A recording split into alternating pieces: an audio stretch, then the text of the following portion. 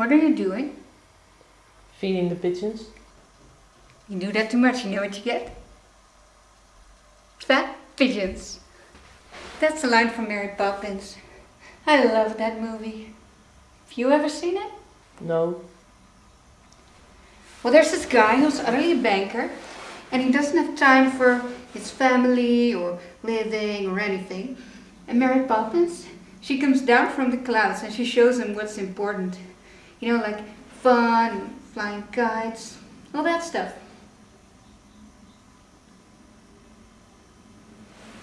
Supercalifragilisticexpialidocious. What? Supercalifragilisticexpialidocious. Utterly fantabulous word, huh? It means, you know, great, wonderful, ginchy, gnarly, peachy. Ah. It's a cute movie. Maybe not everybody's thing, but Dick Van Dyke's British accent defies belief. Oh, it's a nice holiday with you, merry poets. You know, cute. So, what's the matter? What do you mean? What's the matter? I know something's wrong. I mean, look at you, sitting here, moping. It isn't like you. No. Perhaps it isn't. I don't know what's wrong. But you're right. Something is the matter. When they captured me, imprisoned in their box, I had just one thought. Revenge.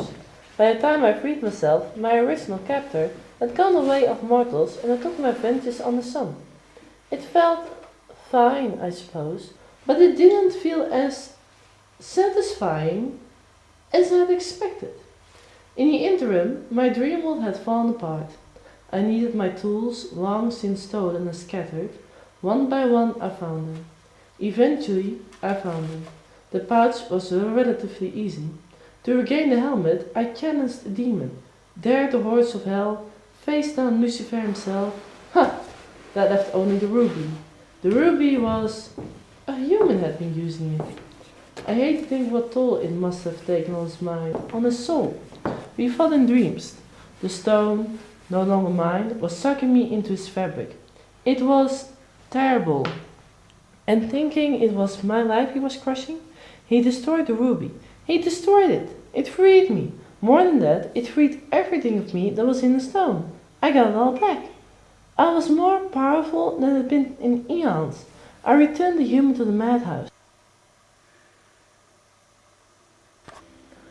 You see, until then I'd been driven. I had a true quest, a purpose beyond my function. And then suddenly the quest was over. I felt drained, disappointed, let down. Does that make sense? I had been sure that as soon as I had everything back I'd feel good. But inside I felt worse than when I started. I feel like nothing. There, you asked. I'm sorry. Maybe I don't have an answer.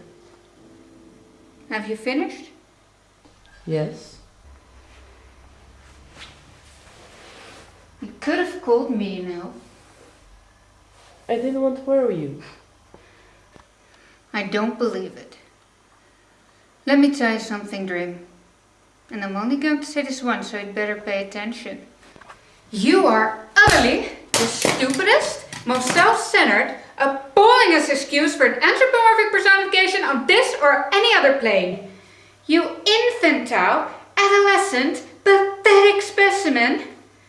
Feeling all sorry for yourself because your little game is over and you haven't got the balls to go and find a new one. I don't believe this dream is bad as desire, or worse. Didn't it occur to you that I'd be worried silly about you? I didn't think. Well, that's exactly it. You didn't think. You lummox. You overgrown, bubble-headed. Oh, give me strength. Another killer catch. You're as mean as Bulberish friend here. He's not my friend. He's my brother. He's an idiot. Just feeding the birds. Look, can't stay here all day, I got work to do. So, you can either come with me or you can stay here and sulk. I don't mind either way. I'll come with you, I suppose. Don't do me any favors. So hey, Fox. Like, you want a cola? Could I see you again? Sure, Franklin, you'll see me again. Soon. Okay, hey, how'd you know my name? Franklin.